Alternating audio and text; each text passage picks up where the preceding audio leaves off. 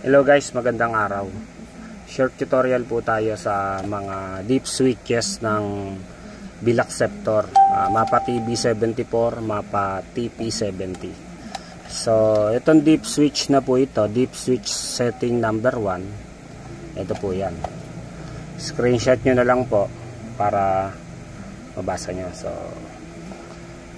for example, gusto natin i-reject si 1,000, i-off lang po natin to. Off lang po natin tong number 10.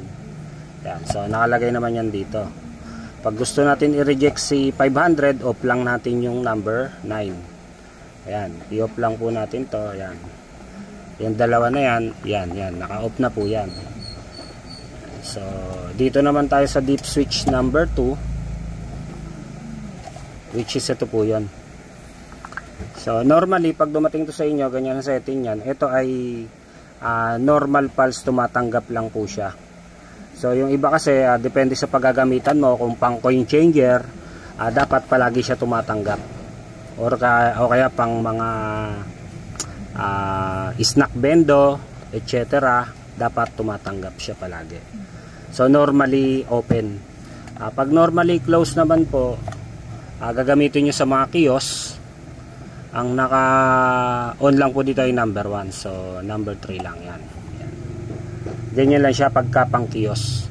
Pag mga pang coin changer naman po, or pang mga bendo-bendo na snack bendo, ganyan. Wi-Fi bendo, yan.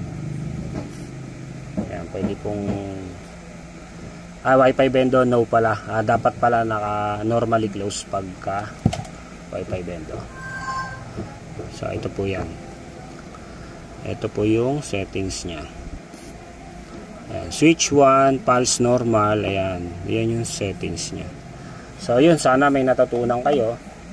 Kung gusto nyo po umorder nito, TP70, TB74. Meron po tayo. Naka-direct po tayo, direct supplier. Okay, maraming salamat po.